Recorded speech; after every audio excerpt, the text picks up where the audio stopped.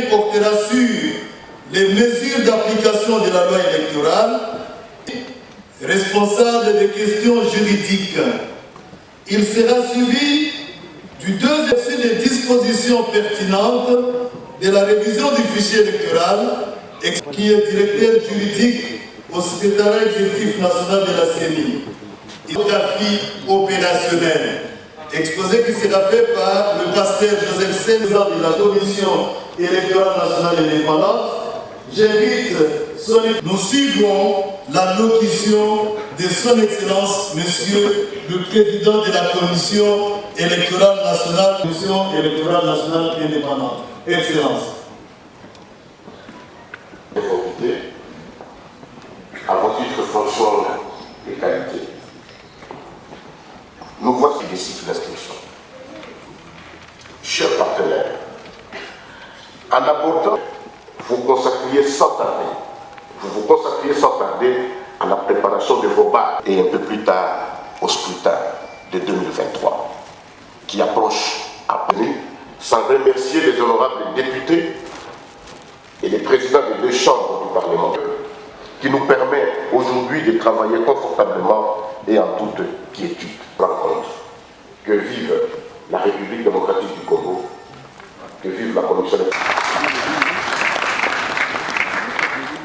Nous disons merci beaucoup et donc nous allons passer directement aux trois exposés qui avaient été annoncés. Ça sera le même le jour du vote, ça sera la même distance au maximum. La CENI a tenu compte de beaucoup de critères qui ont été énumérés ici. Nous avons parlé du poids démographique, nous avons parlé de l'accessibilité, des conflits intercommunautaires, des obstacles naturels, il y a tout plein de critères dont nous avons tenu compte.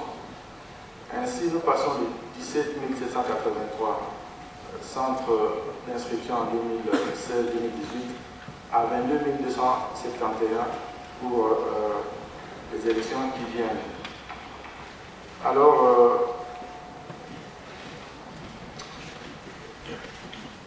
nous disponibiliserons la cartographie elle-même dans les jours qui viennent. Maintenant, nous sommes en train de travailler sur les atlas et sur un certain nombre de détails, mais cela ne nous a pas empêché de déclencher déjà le processus de la révision du fichier électoral.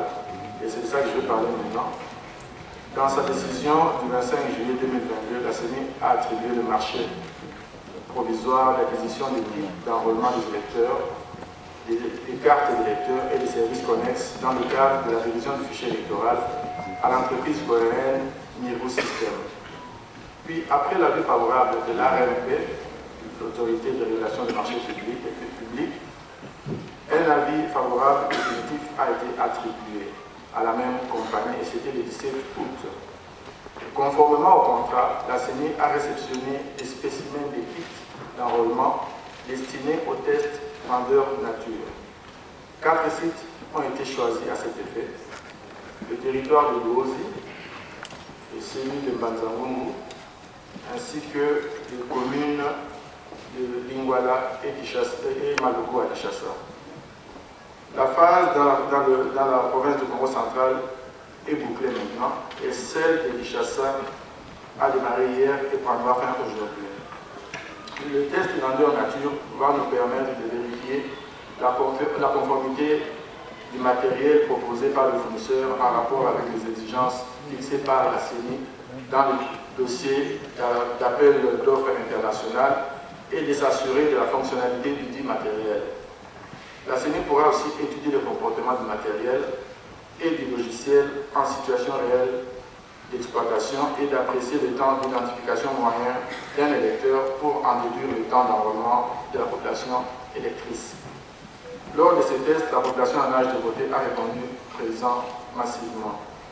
Concernant la participation, nous avons pris part au nom et pour le compte de l'Alliance des Congolais progressistes ACP en sigle, parti cher à l'autorité morale Gentini Ngobila, à ce cadre de concertation avec les partis politiques qui a été initié par la CENI, en vue des élections inclusives, apaisées et transparentes.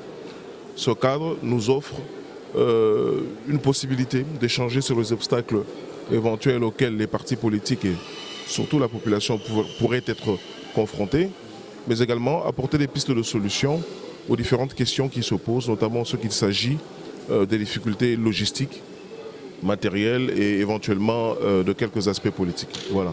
Telles que annoncées par le chef de l'État et voulues par le chef de l'État, les élections auront bel et bien lieu en 2023, tel que nous l'a confirmé il y a quelques minutes encore le président de la centrale électorale. Il s'agit d'abord de rappeler que nous avons pris part au nom et pour le compte de l'Alliance des Congolais progressistes ACP en sigle, parti cher à l'autorité morale Gentine Ngobila, à ce cadre de concertation avec les partis politiques qui a été initié par la CENI, en vue des élections inclusives, apaisées et transparentes. Ce cadre nous offre une possibilité d'échanger sur les obstacles éventuels auxquels les partis politiques et surtout la population pourraient être confrontés, mais également apporter des pistes de solutions aux différentes questions qui se posent, notamment ce qu'il s'agit des difficultés logistiques, matérielles et éventuellement de quelques aspects politiques. Voilà. Telles que annoncées par le chef de l'État et voulues par le chef de l'État, les élections auront bel et bien lieu en 2023, tel que nous l'a confirmé il y a quelques minutes encore le président de la centrale électorale. Le même message. Et nous avions aussi apprécié les réponses du président Kadima. Donc notre mission maintenant, c'est d'aller juste informer à nos bases que l'enrôlement, c'est maintenant. C'est le seul message que je retiens et que je pense que le bureau de la CENI, on n'a plus besoin d'y revenir pour demander la légitimité ou quoi. Nous savons que c'est un bureau légitime et nous n'en tenons qu'à ça parce que si on doit commencer encore dans cette histoire d'illégitimité du bureau de la CENI, je ne pense pas qu'on aura les élections qu'on est en train de chercher en 2023. Donc pour nous sommes satisfaits des avancées et nous avons un seul travail, c'est d'accompagner la CENI en donnant le mot d'ordre à nos bases d'aller s'enrôler massivement. C'est ça le message. Il l'a dit, mais nous savons que le gouvernement qui gère la dotation de la CENI est en train de s'organiser aussi pour donner les moyens à la CENI. Et nous soutenons tout ceci pour que la CENI puisse organiser les élections en 2023. Merci. Le PCP, nous prenons le congolisme. D'abord, il y a eu des mesures d'application de la loi révisée. La loi électorale est révisée. Parmi les mesures d'application, nous avons beaucoup apprécié le fait que la CENI prenne des dispositions pour pouvoir faire intervenir les Congolais vivant à l'extérieur, résidant à l'extérieur. C'est déjà un apport très, très important parce que moi, en tant que... Je suis avocat, maître Brigitte Mayombo. J'ai été assistante d'un député sous 1+4. C'est un débat qui a été vraiment d'une grande importance, mais on n'a pas chuté en son temps sur une décision quelconque. Plutôt, on a voulu baisser le bras par rapport à cette position. Or, ce sont des Congolais comme nous. Ce n'est pas parce qu'ils ont opté d'aller vivre ailleurs que c'est là ils perdent leur droit de vote. Mais quand même, c'est un grand apport. En dehors de cela, il y a 2 points qui m'ont beaucoup enchanté, j'ai aimé. Il y a aussi l'encouragement de la candidature de la femme parce qu'il y a une exemption par rapport au paiement de la caution en ce qui concerne les listes reprenant 50% de femmes. Déjà, c'est une bonne chose. Je suis très enchantée par rapport à ça et je suis vraiment content. Je vois qu'il y a quand même de l'évolution par rapport à la CENI. Merci beaucoup. Les échanges ont été très instructifs. On a retenu quelques points. Il y a eu des améliorations dans la loi électorale. Bien sûr, on peut faire mieux. Il y a des améliorations qu'on pouvait faire. Bon, on peut réserver ça pour les cycles prochains. Mais on a retenu quelques points, entre autres le seuil de représentativité qui est resté à 1%. Il y a aussi le seuil de recevabilité des listes électorales qui est passé à 60%. Mais aussi, l'atout majeur, c'est l'introduction de la parité. Comme vous l'avez certainement appris par les médias, désormais, avec une liste qui comporte 50% de la gente féminine, on peut désormais être exempté des paiements des cautions. Donc si vous avez une liste qui comprend 50% de la gente féminine, vous n'avez à payer, vous ne payerez rien du tout en termes de caution des candidatures. Donc c'est une innovation que nous saluons. et que nous espérons permettra à plus de femmes de postuler et de se lancer dans cette activité et de représenter bien sûr leurs circonscriptions électorales. Côté là, nous ne sommes pas vraiment rassurés parce que, comme le président l'a dit, il y a un retard dans le financement. Ils ont reçu, le décaissement ont été faits jusqu'en juin. À partir de juin, il n'y a aucun décaissement qui a été fait. Pourtant, les décaissements se font a priori. Ça s'est fait en avance. Donc, normalement, ils devaient déjà recevoir les décaissements jusqu'à décembre. Mais force est de constater qu'ils n'ont reçu les décaissements que jusqu'en juin. C'est un retard qui est constaté et je pense que les organes de contrôle vont se pencher là-dessus. Le président lui-même est inquiet à ces sujets. Il a été rassurant sur tous les autres points, mais côté financement, il est lui-même aussi inquiet que nous. Donc c'est une question sur laquelle vous, les gens de médias et d'autres couches sociales doivent se pencher. Il y a un danger réel quant à l'organisation des élections et le danger est uniquement financier. Donc on sait où frapper, on sait où se pencher pour qu'il y ait des changements dans ce sens-là. La question, c'est la deuxième fois que je sois invité à ce cadre de concertation. Ce qui m'a beaucoup retenu, c'est que les bureaux de la CENI, et en particulier son président, ne dit rien sans murure. J'insiste sans murure, ce qui doit se faire dans l'organisation des élections.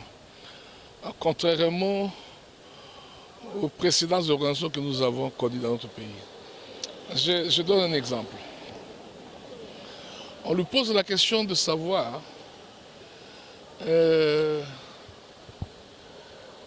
quels sont les pays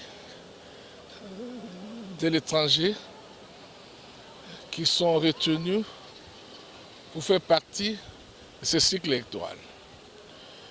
Et une autre question, on lui demande autour du calendrier électoral.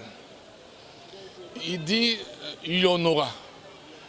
Mais parce qu'il y a des paramètres, de nombreux paramètres ici qui viennent pour juste publier ce calendrier, sincèrement, on ne peut pas donner une date exacte. Mais cela dépend de paramètres qui ne contrôlent pas. Les autres nous diront directement et ils nous donneront directement les dates de la publication du calendrier d'élection.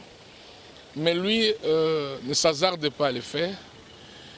Et il dit vous devez vous adapter à certaines réalités et il fixe pour 2 ou 3 mois la date de publication de l'élection. Donc je pense que nous devons d'emblée aider les bureaux de la CENI à poursuivre ce centre de concertation, ce cadre de concertation, parce qu'il fait impliquer tout le monde.